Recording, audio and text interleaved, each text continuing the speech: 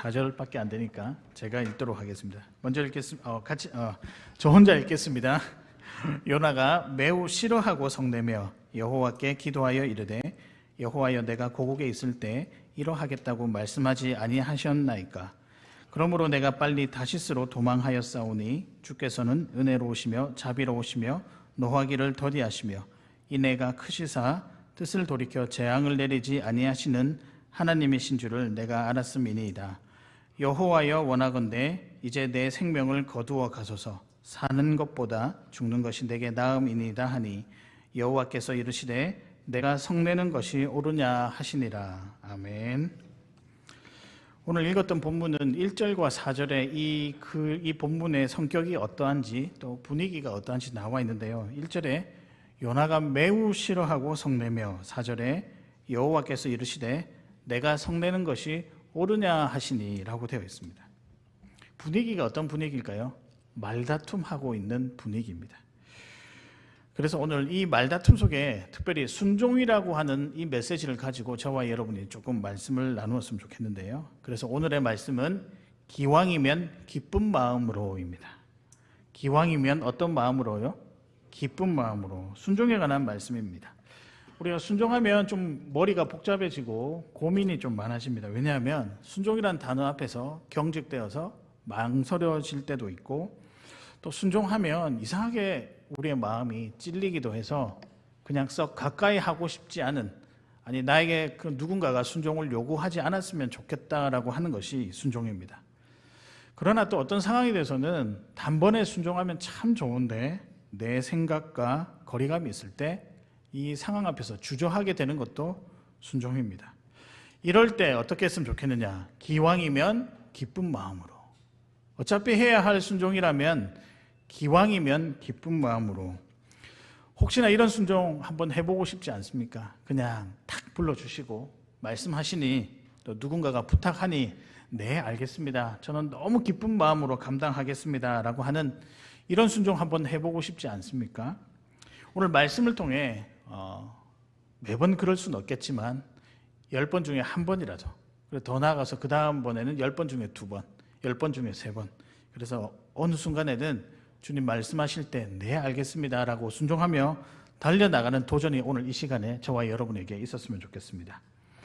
우리는 예상치 못한 결론으로 지난 말씀, 즉 요나서 3장을 마무리를 했었습니다. 여러분 아직까지 요나서 가운데 있습니다. 이해하시죠? 오늘 설교에 보니까 주보에 보니까 5번째입니다. 요나는 총 몇 번에 해서 끝날까요? 6번째 끝납니다. 한 번 더 남았는데요. 다음 주는 사경에서 이제 말씀을 전해주시는 목사님이 말씀 전하시니까 건너뛰고, 그 다음 주는 또 직원 선출이라 거기에 맞는 말씀을 전할까 아니면 요나서를 할까 5월 첫째 주로 미룰까 아직까지 결정한 건 하나도 없고 제 머릿속에 뱅뱅 돌고 있습니다. 여튼 한 주 쉬고 나니까 좀 잊어버린 것 같은데요. 우리가 예상치 못한 결론으로 요나서 3장을 마무리했습니다. 3장 10절에 보면 하나님이 그들이 행한 것 곧 그 악한 길에서 돌이켜 떠난 것을 보시고 하나님이 뜻을 돌이키사 그들에게 내리리라고 말씀하신 재앙을 내리지 아니하시니라. 반전이 일어났거든요.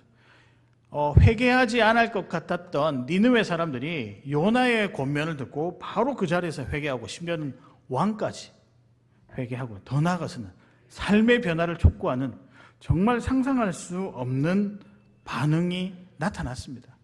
그런데 여러분 그 다음에 나와야 될 내용이 사실 좋은 내용이 나와야 되는데 봐라 이 사람들도 회개하더라 이렇게 나와야 되는데 1절에서부터 4절까지를 보면 별로 그렇게 좋은 내용 딱 나와 있잖아요. 요나가 매우 싫어하고 성내며라고 나와 있습니다. 요나의 반응이 별로 탐탁지 않다는 거죠. 생각해 보십시오. 죄인이 돌아서는 일인데 얼마나 귀한 일이겠습니까? 근데 왜 요나는 그렇게 하고 앉아 있을까요? 아마 왜 니느웨가 관심을 받고 이렇게 벌을 받지 않아야 되고 반대로 이스라엘 백성들은 고통당했던 거 누가 보상해주면 누가 알아주겠느냐라고 하는 요나 자기 크기의 생각에 여전히 머물러 있기 때문입니다. 여러분 이럴 때 무엇이 필요할까요? 이런 상황 가운데 하나님께서 어떻게 이 상황을 받아들일까? 이해되지 아니하고 또 납득하기 어려운 상황 가운데 어떻게 이 상황을 받아들여야 될까? 저는 우리 삶 가운데 이런 상황이 있을 때 딱 한 가지 단어만 떠올리면 된다고 생각을 하는데 그것이 순종입니다. 마치 이렇게 이야기하니까 억지로 순종해라. 근데 사실 억지로 순종하는 그 순종 안에 놀라운 비밀 하나가 담겨져 있습니다. 이것은 천천히 말씀을 통해서 살펴보고자 하는데요. 그럼 제가 여러분에게 이런 질문 하나 드릴게요. 이해되지 않는 상황 속에서 순종은 선택일까요? 필수일까요? 이해되지 아니하고 납득되지 아니하고 받아들일 수 없는 상황 가운데서도 순종은 선택일까요? 필수일까요? 왜요? 답을 좀 해주세요. 만약에 이게 하나님이 부르신다고 하면 이건 선택일까요? 필수일까요? 왜 필수라고 생각하십니까? 답은 딱 하나죠. 그 하나님은 완전하신 분이시기 때문에. 오늘 그래서 이 순종에 대해서 좀 살펴보고자 합니다. 순종만큼 주님이 기뻐하시고 원하시는 것은 없는데요. 이것은 성령의 은혜고 또 그 다음에 하나님의 인도라고 생각할 수 있습니다. 그러나 우리 삶 가운데 순종이 어려운 이유는 죄라는 찌꺼기가 딱 달라붙어 있어서 이거 제거하기가 쉽지 않기 때문입니다. 그래서 일평생 우리가 이 찌꺼기 제거한다고 애를 쓰고 살아나가는 것이 성도의 모습이자 죄인의 모습이자 연약한 우리들의 모습입니다. 그럼에도 불구하고 순종해야 되는 이유는 하나님이 원하시는 것 때문도 있지만 그게 정말 기쁜 일이기 때문입니다. 누구에게요? 우리에게 기쁜 일이기 때문입니다. 사랑하는 여러분, 이래서 오늘 이 순종에 대해서 조금 깊이 살펴보도록 하겠습니다. 특별히 여러 변수가 많아서 일관된 순종을 하기 어려운 그 상황 속에서, 그런 삶 가운데 그래도 하나님께 귀한 순종을 드리기 위해서 우리가 해야 될 것은 무엇인가? 어떻게 하면 우리 순종이 참 기쁘고 즐겁게 감당할 수 있는가? 이 질문을 던지시면서 이 질문의 답을 하나씩 찾아 나갈 때 나중에는 기왕이면 기쁜 마음으로 순종하는 은혜와 모습이 여러분 삶 가운데 있기를 진심으로 바랍니다. 자, 그러면 귀한 순종을 드리기 위해서 우리는 어떻게 해야 하는가? 첫 번째입니다. 자기 생각 버리기를 즐겨하라입니다. 뭔가를 즐거워해야 되는데 뭘 즐거워해야 된다고요? 자기 생각 버리기를 즐겨해라. 자기 생각을 제가 다른 말로 표현하니 아까 말씀드렸던 찌꺼기라고 할 수 있을 것 같아요. 죄의 찌꺼기. 근데 이게 순종하는데 굉장히 큰 방해물이 될 때가 종종 있습니다. 자기 생각 버릴 줄 아는 그 성도가 믿음의 성도요, 순종의 성도요, 또 그것이 하나님이 기뻐하는 자의 모습이라고 확신합니다. 그런 삶을 살아가시는 여러분 되시기를 바랍니다. 그런데 목사님, 자기 생각이 뭐 나쁜 건가요? 내 생각하는 것이 나쁜 것일까요? 그렇지는 않습니다. 내 생각도 필요하죠. 여러분의 표현에 의하면 저의 표현이기도 하겠지만 줏대라고 하죠. 줏대가 없으면 어떻게 될까? 이리저리 흔들리기도 하고 좀 사람이 뭔가 신뢰하기에는 좀 거리가 먼 그런 느낌이 많이 듭니다. 자기 생각은 내가 누군지, 어떤 일을 해야 하는지 자기 정체성을 확인하는 데 매우 중요하다고 할 수 있는데요. 그러나 때로는 관계 안에서 자기 생각이 너무 많아지게 되면 다른 사람을 불편하게 할 때도 종종 있습니다. 여러분, 우리가 고집세다라고 그러잖아요. 그래서 고집이 세게 되면 다른 사람의 이야기를 듣지 못할 때가 있습니다. 그래서 저는 가끔씩 이런 표현 하시는 분들을 보면 조금 곧대로 제가 받아들이진 않는데, 목사님, 저는 직설적입니다. 있는 말 그대로 해야 됩니다. 그게 다 좋은 건 아니에요. 자기 생각이 맞아도 그걸 다 한다고 해서 그럼 상대방이 받아들일 때 받아들여야 되느냐? 감정 상함만 나타날 때가 종종 있다는 거죠. 그러면 그것은 결코 좋은 자기 생각이 아니라고 할 수 있습니다. 자기 생각은 때론 내려놔야 될 때도 있고요. 참고 숨겨놓아야 될 때도 있습니다. 자기 생각이 강하면 다른 이들의 생각을 듣기도 힘들 뿐더러 더 나아가서는 하나님의 생각도 듣는데 자기 생각의 소리가 너무 커서 놓칠 때가 한두 번이 아니라는 것입니다. 그래서 여러분 반응이 나타나죠. 1절에 뭐라고 되어 있습니까? 요나가 매우 싫어하고 그 다음에 뭐 했죠? 성내매, 화를 냈다는 거예요. 자기 생각이 강한 사람의 특징 중에 하나는 화입니다. 물론 이것은 제가 두 번째 대지에서 잠시 설명을 드리도록 할 텐데요. 자기 생각이 강하면 여튼 화냅니다. 화내는 사람 잘 보면 다른 사람 생각 듣지 않으려고 하고 자기 말만 하는 사람들이 그게 순간 끊기거나 사람들이 듣지 않을 때 뭐 하느냐? 화낼 때가 있다는 거죠. 사실 오늘 이야기의 흐름상 4장 1절에는 뭐가 나와야 되냐면 니느웨 사람들이 회개했으니까 이야 할렐루야다, 이제 사람들이 회개했구나, 정말 기쁜 일이다라고 하는 반응이 나와야 정상입니다. 왜냐하면 하나님께서 그들을 회개하라고 하셨는데 예상하지 않은 반응, 회개하고 돌아서는 반응이 나오면 어떻습니까? 더군다나 선지자 입장에서 요나가 이야기를 했는데 사람들이 돌아서면 야 이거 진짜 기적과 같은 일이네, 너무 좋은 일이네 라고 해야 됩니다. 그런데 1절에서부터 4절에 두 번 등장하는 말, 네가 성내는 것이 옳으냐, 또 요나가 매우 화가 나서 성을 냈다. 이 말은 다르게 표현하면 하나님과 지금 뭐 하고 있다? 말다툼하고 있다는 거예요. 제가 이걸 좀 각색해서 읽어드릴게요. 하나님, 저들은 진심 어린 회개를 한 것이 아니라 그냥 달라지겠다라고 겉으로 회개한 것, 약속만 했을 뿐입니다. 그런데 왜 저들에게 자비를 베푸시고 해야 할 심판을 하지 않으십니까? 이해는 가는데요, 너무 하신 것 같아요. 그러면서 화를 내면서 이 톤이 그냥 제가 이렇게 편안하게 표현을 했지만 조금 더 각색을 하면, 감정을 넣어서 하면 소리를 지르는 거예요. 하나님, 지금 제정신입니까? 아니, 저 사람들 가짜로 하고 있는데, 가짜로 회개하는데 왜 지금 속으세요? 하나님 잘못되어서라고 하는 굉장히 분노 섞인 표현이라는 거죠. 여러분, 이 말 안에는 어떤 게 들어가 있냐면 하나님의 일을 자신의 크기로 판단하는 교만함도 들어가 있습니다. 말다툼을 하면서 그 하나님을 조금 표현이 이렇죠. 지금 밟고 싶어하는 요나의 교만함이 들어가 있다는 거죠. 요나 자기의 생각이 훨씬 크니까 하나님의 생각 읽지 못하는 거예요. 버리지 못하니까 하나님의 생각을 이해할 수 없는 것입니다. 이게 자기 생각이 강해진 사람들의 모습입니다. 요나가 딱 보여주고 있잖아요. 우리는 순종을 말씀에 보면 또 말씀에만 등장하는 말, 좋은 말, 아름다운 행위로 여길 때가 종종 있습니다. 그래서 하면 좋은데, 순종하면 좋은데 굳이 하지 않아도 세상 살아가는데 전혀 지장이 없다라고 착각할 때가 있습니다. 제가 여러분에게 한번 질문을 드릴게요. 순종의 문제는 선택의 문제일까요? 반드시 해야 되는 문제일까요? 근데 반드시 해야 되는 건 맞긴 맞아요. 맞는데 때로는 이게 그 말 자체가 너무 부담스러워서 하고 싶지 않을 때가 있다는 거죠. 근데 여러분, 순종의 문제는 선택의 문제가 아니라 자기 생각을 버리는, 그래서 하나님을 전적으로 의지해야 하는 믿음의 문제입니다. 그러면 이것이 선택일까요? 반드시 해야 되는, 마치 필수 같아 보일까요? 믿음의 문제이기 때문에 우리의 구원과도 관련 있는 굉장히 중요한 필수적인 요소라고 생각할 수 있습니다. 제가 여러분에게 억지로 말씀드리는 게 억지로 순종해라 그게 아니라, 제가 말씀을 일단 고민하다 보니 순종이 꼭 믿음하고 관련이 있다고요. 우리의 순종이 대부분 권위자에서 나오잖아요. 우리 삶의 권위자의 최고봉은 누구십니까? 하나님이십니다. 그런데 그 하나님께서 우리에게 제시하는 말씀, 의견, 인도하는 길, 방법들, 그것들을 우리가 신뢰할 수밖에 없는 이유가 그 모든 것들이 가장 정확하고 가장 확실하기 때문입니다.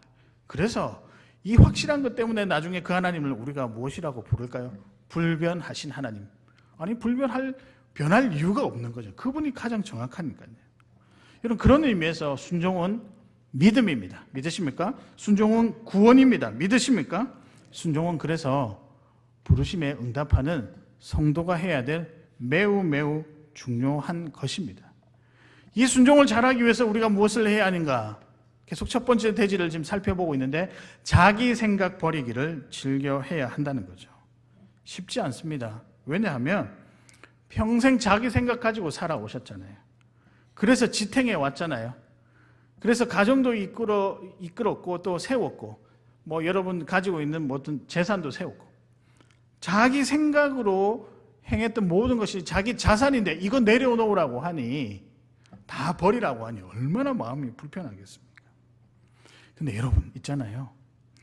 여러분이 산 인생이 내 눈으로 보면 내가 산 것 같아 보이지만, 순종하는 믿음의 눈으로 보면 하나님이 살게 해주셨습니다. 믿으십니까?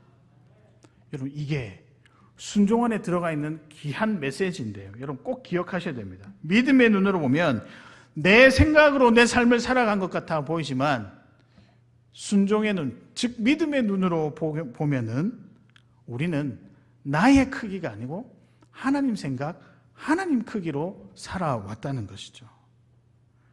그런데도 불구하고, 알매도 불구하고 이해하지 못하는 이유는 여전히 자기 생각이 너무 커서입니다.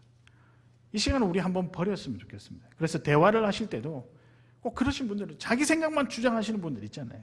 물론 그게 진리의 문제일 때는 양보하시면 안 됩니다. 그거는 양보하면 큰일 나죠. 진리의 문제가 아니고 관계 속에서 풀어나갈 수 있는 문제라고 한다면 자기 생각도 좋지만 다른 사람의 생각, 특별히 우리가 신앙생활을 하면서 하나님의 생각 듣기를 즐겨하는 여러분이 되셨으면 좋겠습니다. 다시 한번 더 권면을 드립니다. 어떻게 순종할 수 있는가? 자기 생각 버리기를 즐겨하시는 귀한 여러분 되시기를 바랍니다. 그러면 하나님의 생각을 분명히 들을 수 있을 것입니다. 그때 하는 순종이 즐거운 순종이 될 것입니다. 두 번째입니다. 어떻게 하면 우리가 순종을 잘 할 수 있겠는가? 두 번째 메시지는 하나님 존중하기를 즐겨하라. 하나님 존중하기를 즐겨하라. 기왕이면 기쁜 마음으로 하는 순종, 그 순종 좀 즐겼으면 좋겠습니다. 근데 이게 잘 안 되죠. 어떻게 순종을 즐길까요? 근데 순종하려고 하면 피곤하기도 하고 귀찮기도 하고 뭐 내가 포기해야 될 것도 있으니까 잘 안 되잖아요. 근데 여러분 생각을 조금 바꿔볼까요? 오히려 이렇게 생각하면 어떨까요? 하나님을 내가 존중하는 것이 무엇일까? 하나님을 내가 정말 좋아한다라고 하는 표현이 무엇일까? 그게 순종이면 어떨까? 이렇게 질문을 한번 바꿔보았으면 좋겠습니다. 하나님 존중하기를 즐겨하기 위해서 우리가 한 가지 생각을 좀 이렇게 머릿속에 입력을 하셔야 되는데요. 뭐냐면 상대방 입장에서 먼저 생각하기입니다.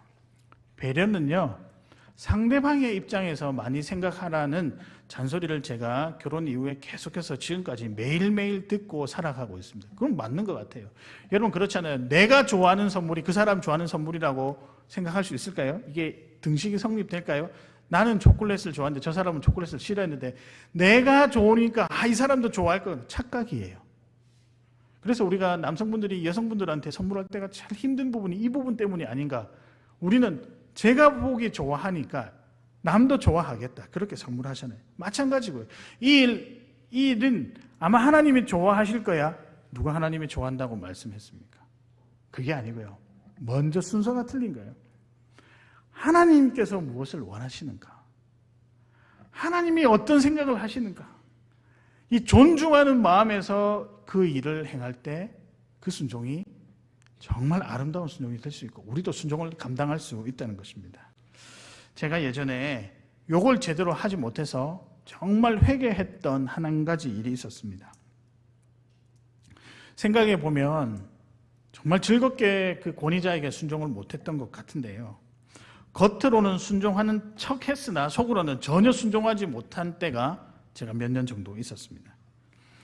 그 당시에는 아마 그분이 이해도 되지 않았고 그분에게 실망한 것이 너무 많아서 그렇다고 해서 그분이 특별하게 저한테 뭐 힘들게 하거나 그러지는 않았습니다. 그러진 않았는데 제가 같이 지내면서 제가 이분은 도저히 납득하기가 참 힘들다.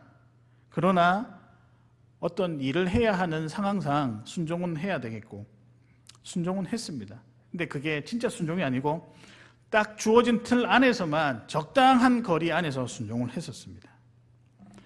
제가 목회자잖아요. 모범의 자리에 서야 됨에도 제 스스로 생각할 때도 그냥 건성으로 딱 있는 그것만 순종했던 그런 기억이 있습니다. 근데 어느 날 제가 기도를 하는데 이상하게 그게 저한테 좀 불편하게 다가오는 거예요. 몇 날 며칠 불편하게 다가오고 몇 날 며칠 이것을 놓고 기도해야 되겠다는 마음이 들어서 기도를 하기 시작하는데 그때 그렇게 제가 회개가 많이 되더라고요. 아니, 그분이 내게 특별히 뭐 힘들게 한 것도 아닌데 내 생각에 맞지 않다라고 해서 그분에게 실망한 모습 단 하나 때문에 나는 그분에게 전혀 마음으로는 순종하지 않았구나. 생각을 보면 그때 그 마음으로 했던 사역은 다 거짓이었던 것 같다는 생각이 많이 들었습니다. 제가 진짜 회개를 많이 했습니다. 그래서 언젠가 때가 되면 제 진심을 전하려고 했었습니다. 그래서 참 그때 티내지는 않았지만 티가 났을 수도 있을 것 같아요. 죄송합니다. 제가 순종하지 못했습니다. 꼭 그 이야기를 하고 싶었는데 그분이 다른 사역지로 가버렸습니다. 한 번도 제 마음의 사과를 할 기회조차 없이 시간이 지나간 거죠. 제가 그때 깨달았습니다. 내가 이렇게 살면 안 되고 언젠가 그렇게 순종하지 못하는 사람과 또 만나겠구나. 여러분 그렇잖아요. 꼭 그런 사람들이 우리 인생에 나타나거든요. 제가 실수하고 제가 못한 것. 그래서 제가 이렇게 기도했습니다. 하나님, 제가 그 다음부터 누굴 만나도 이유 여하를 막론하고 무조건 순종하겠습니다. 제가 그렇게 했을까요? 안 했을까요? 열심히 했습니다. 정말 제가 후회 없는 순종을 했습니다. 근데 그때 한 가지 깨달았습니다. 순종은요, 사람에게 하는 것이 아니더라고요. 권위자에게 하는 것 같죠? 근데 그 권위를 누가 주셨을까요?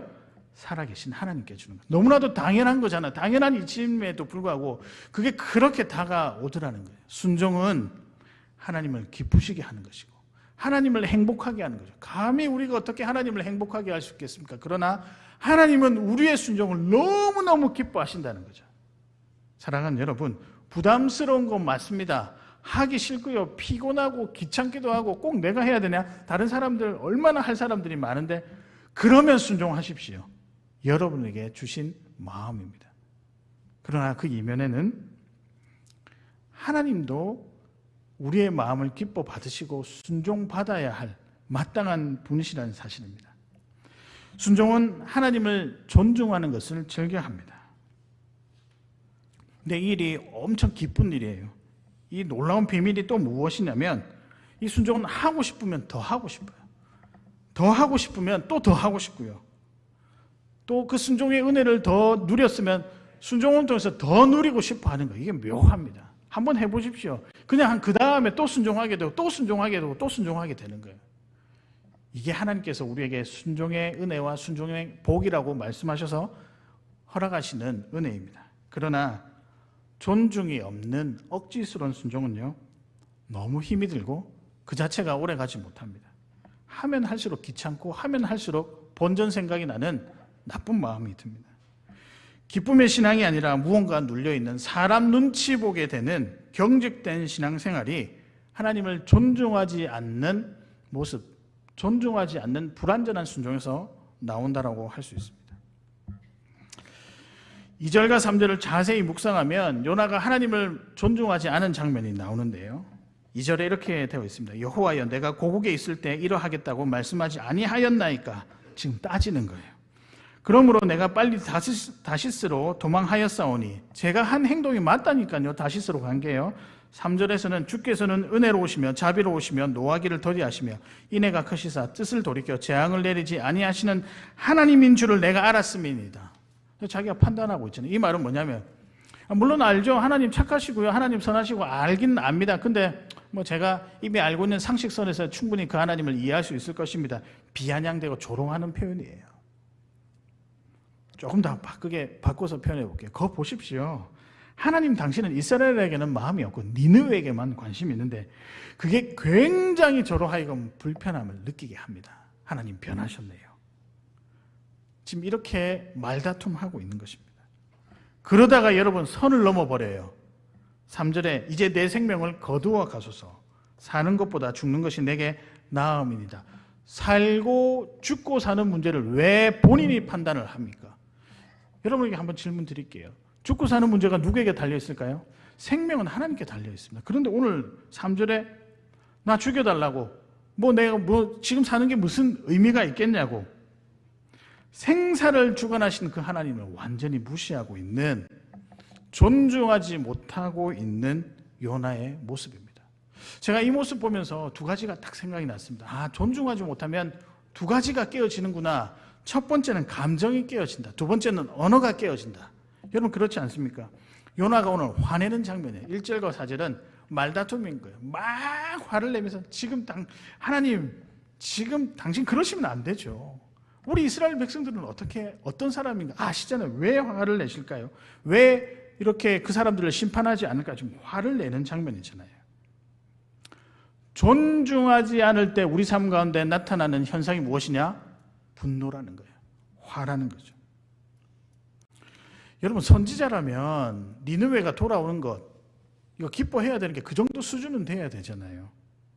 근데 복수하고 싶고 혼나고 싶은 자기 생각이 너무 많은 거예요. 그러다가 자기 생각을 은연중에 하나님께 들키니까 어떻게 합니까? 화내는 거죠. 자기 생각하고 다를 때 여러분 우리 삶 가운데서 또 하나님을 존중하지 못할 때 자주 나타나는 현상이 화내는 거예요. 제가 몇 년 전에 저희 딸이 그 애니메이션 인사이드 아웃이라고 하는 애니메이션이 있습니다. 그걸 딱 보고 나서면 아빠 여기에 인사이드 아웃에 나오는 그 이제 사람이 뭐 친절이도 나오고 뭐가 나오고 뭐 이렇게 그 사람 성향을 갖다가 이제 의인화시켜 가지고 이야기를 하는데 거기에 아빠하고 딱 맞는 한 사람이 한 이름이 있었어요. 그게 뭐지? 그러니까 버럭이요 이렇게 이야기를 하더라고요. 근데 그걸 이제 저희 딸이 그냥 자기만 알고 있으면 되는데 할아버지한테 가서도 이야기하고 아빠 아니 할아버지 아빠하고 똑같은 사람이 영화에 있었어요. 버럭이요. 학교 유치원에 가가지고 선생님한테도 버럭이라고 그러고 그래서 저를 만나는데 선생님이 버럭이 목사님이라고 이야기를 하더라고요. 저는 확실하게 깨달았습니다. 가족도 믿을 만한 존재가 아니구나. 네. 물론 이제 근데 여러분 따지고 보면 북이스라엘도 선한 사람들은 아니었죠. 여러분 그렇다고 약간 지금 눈빛이 저를 버럭이로 생각하시는데 여러분 큰 오산 저는 주님 때문에 변하고 있습니다. 믿으십니까? 네, 분명히 아멘 하셨습니다. 제가 그 힘에 의지해서 열심히 살아가도록 하겠습니다. 여튼 북이스라엘도 선한 존재는 아니었습니다. 출발부터 그들은 어긋난 예배에 어긋난 믿음으로 시작을 했었습니다. 얼마나 타락이 되었을까요? 자비가 이스라엘에게도 정말 필요했었습니다. 그래서 하나님의 의도는 진짜 모두 다 행복한 것이었는데 요나는 이스라엘만 행복하면 된다라는 생각이죠. 그런데 이런 자기의 마음이 드러나니까 하나님을 존중하지 못하니까 무엇이 드러났을까요? 감정이 드러나 버린 거예요. 화를 내는 거예요. 별로 좋지 않은 모습입니다. 여러분 하나님을 존중하지 아니하면 여러분 삶 속에 무엇이 나타난다고요? 첫 번째, 분노가 나타난다. 두 번째입니다. 언어가 무너져요. 존중하지 않으면 언어가 거칠어지고 함부로 말하게 된다는 거죠. 그러니까 요나가 지금 감히 존중하니까 하나님과 말다툼하고 있지 않겠습니까? 감히 하나님과 말다툼할 요나의 형편일까요? 그렇지는 않잖아요. 우리가 그래도 피조물인데요. 저는 그런 의미에서 여러분에게 좀 권면드리고 싶은데요. 교회 안에서 호칭도 굉장히 중요하다고 생각합니다. 우리가 교회 안에서 물론 그게 절대적인 것은 아니지만 서로를 존중하라는 의미에서 직분에게 붙여진 호칭이 있습니다. 어떤 장로님, 어떤 집사님, 어떤 권사님. 근데 가끔 보면 교회 안에서 많은 사람들이 있는 앞에서 이름을 그냥 부르실 때가 종종 보게 되는데 저는 그건 별로 좋지 않은 모습이라고 생각합니다. 왜냐하면 좋을 때야 그게 좋겠죠. 서로 친밀하고 여기 지금 대부분 지금 어릴 때부터 같이 자라왔지 않습니까? 근데 아무리 여러분 좋은 게 좋은 거라고 좋을 때야 그 호칭은 거리낌이 없고 불편하지 않겠지만 생각이 다르고 감정이 조금 상했을 때 호칭은요 자칫 잘못하면 관계가 굉장히 멀어질 수 있게 하는 것입니다. 그래서 저는 여러분에게 조금 권면드리고 싶어요. 구체적으로요. 서로 편하게 이름 부르시는 거 사석에서 얼마든지 하셔도 되지만 공적인 자리에서는 서로 호칭을 부르는 예의가 서로 가운데 있어요. 이게 뭐냐면 존중하는 거예요. 하나님도 우리가 어떤 하나님이라고 부르죠? 살아계신 하나님, 사랑이 많으신 하나님, 자비하신 하나님, 우리의 하나님 이렇게 부르는 의미가 뭘까요? 그 하나님을 정말 그 하나님을 믿고 존중하기 때문이잖아요. 이런 게 우리 가운데 조금 있었으면 좋겠습니다. 여러분 그렇게 할 때 그런 존중하는 마음으로 상대방을 대할 때 오히려 더 귀하게 대할 수 있고 순종할 수 있고 하나님도 마찬가지입니다. 존중은 기쁨이에요. 그리고 평안이고요. 풍성한 관계를 위해서 필요한 너무나도 중요한 요소입니다. 이 따뜻한 존중이야말로 하나님께 순종하게 하는 귀한 방법 중에 하나요. 우리의 자세 중에 하나요. 우리의 마음가짐이라고 생각합니다. 사랑하는 여러분, 우리 하나님을 존중하는 것을 즐겨 하시는 귀한 여러분 되시기를 주님의 이름으로 축복합니다. 마지막입니다. 우리가 어떻게 하면 존중할 수 있을까? 이게 핵심인데요. 말씀을 마음 담기를 즐겨라. 제가 좀 수정할게요. 말씀에 마음 두기를 뭐하라? 즐겨하라. 간단하게 표현할게요. 말씀 즐겨하라. 말씀을 읽는 것, 말씀을 묵상하는 것. 하나님의 말씀을 귀하게 여기시고 말씀에 나의 시선을 두는 그런 모습들이 많아졌으면 좋겠습니다. 특별히 여러분, 불평도 나오고 불만도 생기고 원망이 될 때 어떻게 해야 되느냐, 그런 상황 가운데서도 순종은 해야 하잖아요. 방법 하나 알려드릴게요. 말씀에 마음 두시기를 바랍니다. 말씀 읽으셔야죠. 말씀도 때론 순종만큼 부담스럽고 거북할 때가 있습니다. 요나가 불순종이 어디서 시작되었냐? 1장 2절에서 시작되는데요. 너는 일어나 저 큰 성읍 니느웨로 가서 그것을 향하여 외치라. 그 악독이 내 앞에 상달되었음이니라 하시니라고 하는 하나님의 말씀을 내가 별로 듣고 싶지 아니하는 불순종에서부터 그의 삶이 어그러지기 시작했다는 거죠. 그러니까 여러분, 진짜 우리가 이걸 한번 깊이 생각해 봐야 할 것입니다. 불순종은요, 내 삶이 망가지는 거예요. 예배가 되지 않으면 실패한 인생이 될 수 있다라고 제가 말씀을 드렸잖아요. 마찬가지로 순종하지 아니하면 우리 삶도 조금은 삐걱거릴 수 있다. 결과가 요나가 어떻게 됩니까? 고난 가운데 있게 되고 큰 물고기 배에도 들어가고 참 안타깝죠. 말씀을 어떻게 받느냐에 따라서 그 말씀이 달기도 하고 쓰기도 합니다. 다윗의 고백 시편 19장 8절에서부터 10절까지 보면 여호와의 교훈은 정직하여 마음을 기쁘게 하고 여호와의 계명은 순결하여 눈을 밝게 하시도다. 여호와를 경외하는 도는 정결하여 영혼까지 이르고 여호와의 법도 진실하여 다 의로우니 그 다음에 금 곧 많은 순금보다 더 사모할 것이며 꿀과 송이꿀보다 더 달도다. 뭐 아이들 표현으로 하면 가장 진한 초콜릿보다 훨씬 단 게 뭐다? 말씀이라는 거죠. 목사님, 저 그거 잘 못 믿겠는데요. 저는 말씀보다 초콜릿이 더 달던데요. 그럴 수 있죠. 근데 인생이라는 어떤 장면 안에 딱 투영해 보면 초콜릿이 우리의 인생을 달게 할까요? 아니요. 하나님의 말씀이 우리를 달게 합니다. 무엇이냐면 하나님의 말씀 안에 있을 때 하나님의 인도 가운데 있고 하나님의 계획 가운데 있고 하나님의 걸음 가운데 그 안에 우리가 포함될 수 있다는 거죠. 만약에 그렇게 하지 아니하면요, 하나님과의 나와의 관계 설정이 되게 흐릿해져요. 말씀이 우리 안에 있지 못하면, 말씀을 즐겨하지 못해서 그래서 순종하는 것에 애로움을 겪는다면 하나님과 나와의 관계가 꽤 서먹해집니다. 무섭기도 하고요.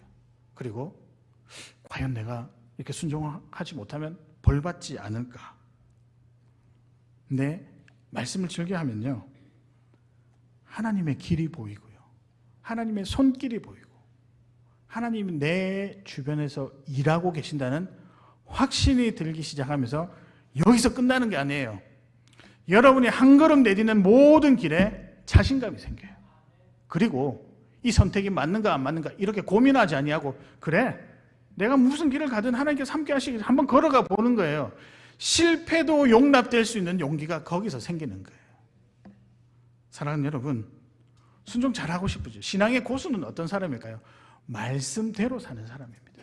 뭐 특별한 게 없는 거예요. 뭐 신앙의 어떤 고수, 신앙의 어떤 그 귀한 선배들이 어떤 사람이냐? 말씀대로 살아가면서 순종했던 사람이 진짜 신앙의 고수입니다. 여러분 주변에 있습니다. 여기에도 있습니다. 분명히 신앙의 고수들을 잘 찾아보십시오. 그러면 세밀하게 하나님을 너무 사랑하고 하나님을 존중하고 특별히 말씀을 기억하고 그 말씀 안에서 느껴지는 그 하나님을 확실하게 붙잡고 살아나가는 은혜가 있다는 거예요. 그런 사람들이 어떤 표현을 잘하느냐? 아하, 맞구나. 아하, 맞구나. 다른 표현을 하면 하나님 당신은 위대하십니다. 이 표현이 아닐까요? 이게 말씀을 통해서 우리가 깨달을 수 있는 순종의 기쁨이라는 것입니다. 사랑하는 여러분, 말씀으로 순종하시는 여러분 되시기를 바랍니다. 정말 여러분 그런 상황들 많이 겪으시잖아요. 선택을 해야 하고 결정을 해야 되는데 잘 모를 때, 그럼 말씀을 펼쳐 보십시오. 뭐 그렇다 해서 또 이렇게 해서 오늘 눈 딱 감고 오늘 내가 펼치는 말씀을 내한테 딱 하리라 쫙 펼치는데 너는 저주를 받아 죽을지어다. 그럼 우리가 순종해야 됩니까? 이건 아니죠. 그런 게 아니라 말씀을 읽으면서 시편에 나와 있던 이 말씀, 로마서에 나와 있었던 이 말씀 읽는 것이 좀 힘들면요, 찬양을 한번 불러보십시오. 오늘도 주와 같이 길 가는 것 한 걸음 한 걸음. 제가 이번 주 내도록 저 혼자 막 춤추면서 불렀습니다. 저 옛날에 이걸 랩을 한 적이 있거든요. 제가 너무 많은 저의 능력을 지금 알려드린 것 같아서. 여튼 왜 그랬을까요? 그 한마디 한마디에 힘이 있고 능력이 있기 때문에 그것 따라가면 내가 뭐 할 수 있다? 살 수 있다. 행복해질 수 있다. 구원받을 수 있다. 그 구원의 감격대로 살아갈 수 있다.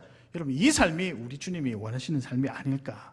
사랑하는 여러분, 말씀을 마음두기에 즐겨 하시는 귀한 성도님들 되시기를 주님의 이름으로 축복합니다.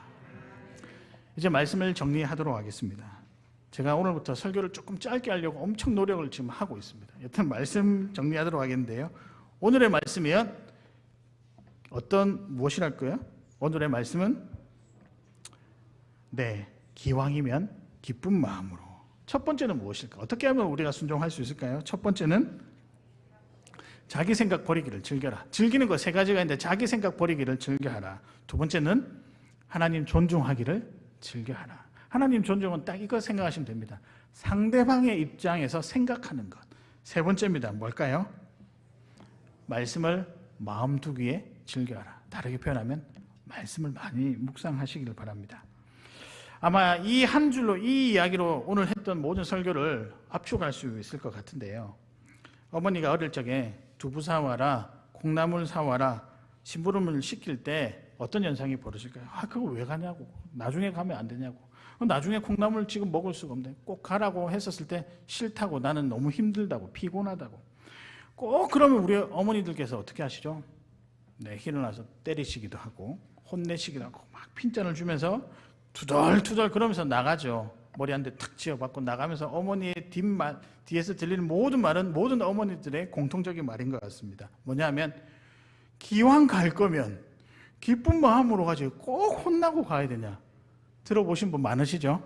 저는 수도 없이 들었습니다. 지금도 듣고 있습니다. 이겁니다. 기왕이면 기쁜 마음으로 순종하는 것. 여러분, 무엇이라고요? 기왕이면 기쁜 마음으로 순종하는 것. 이것이 하나님께서 오늘 저와 여러분에게 원하시는 순종의 모습이라고 생각합니다. 이번 한 주 살아가실 때 하나님이 혹시나 여러분에게 요청하시면 이렇게 나아갔으면 좋겠습니다. 기왕이면 기쁜 마음으로 순종하며 살아나가시는, 그리고 즐거운 한 주간 되시기를 주님의 이름으로 축복합니다. 제가 이 찬양 부르실 때요, 그냥 찬송가처럼 부르시지 마시고 약간 어깨가, 박수도 이렇게 한번 치셨다가 이렇게 한번 치고 좀 즐겁게 찬양하면서 순종의 즐거움을 이번 한 주간 느끼셨으면 좋겠습니다. 한번 찬양하겠습니다. 제가 바이브라고 하나